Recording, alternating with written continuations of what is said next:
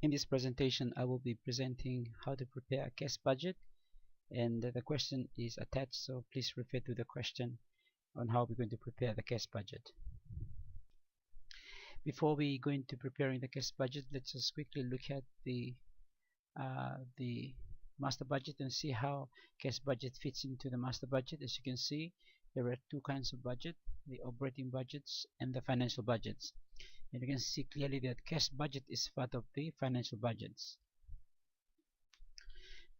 So cash is very important in any business. It's just lifeblood of a business, just like human beings. If we don't have blood, we will die eventually. So similarly, in the business, if it doesn't manage its cash very well, the business will die eventually.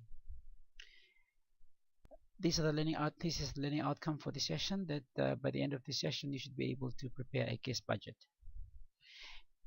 Now, a cash budget has three main sections. The cash receipts sections will record the cash coming in, the cash payments will record all the cash payments, and the financing, where the firm can actually borrow if it's short on finance.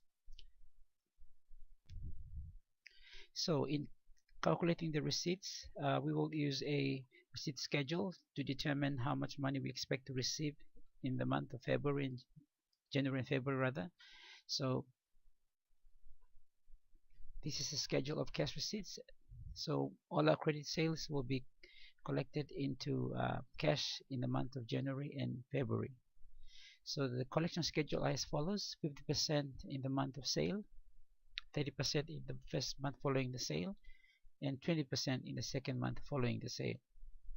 So if we look at the first month of November 2016, of course 50% will be in November, 30% will be in December, so 20% of November sale will be received in January. That's why we get $50,000, 20% of 250. There will be nothing received in February because it's all completed. Similarly, for December, 20,000, 50% of it will be received in December, and 30% in January, 20% in February. Similarly for January, 50% in January and 30% in February. So total in February, 40,000, 20%, so 50% of it rather, it will be received in February. So we get the total. That's the total collection we expect to receive in January and February. This will fit onto the cash budget. Similarly with the cash payments, we have the credit purchase. The schedule of payments are as follows: 60% is paid in the month of purchase. The balance, which is 40%, is paid in the month following the purchase. So if we start with December, as according to the question, $100,000. So 60% of it is paid in December. So 40% will be paid in January. For January's purchase, 60% of it will be in January and 40% will be in February. And for February, of course, 60% of it will be February. And the other half is ignored because it is out of the budget months. So total is as follows: 112,000, 123,000. This will also follow into the cash payments. Sorry, your cash budget. So putting them all together now in the cash budget, so we prepare for 2 months. We start with the opening balance in January, adding all the receipts. We add up all the receipts, then receipts we add on to the opening balance to give us the total cash available. Then we list all our payments. So you see the schedule 1 and 2 from our previous schedules.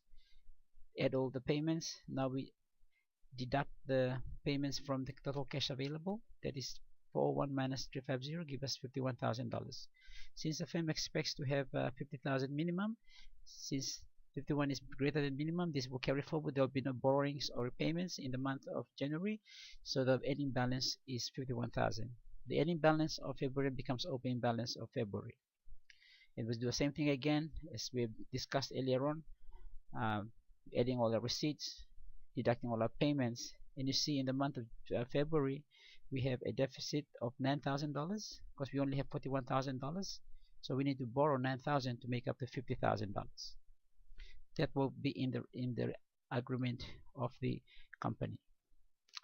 So in summary, cash receipt section records all the expected receipts from principal sources, cash payments, expected cash payment, financing, expected borrowings, and of course the cash budget shows the anticipated cash balance of the firm that will plan in the future. Thank you.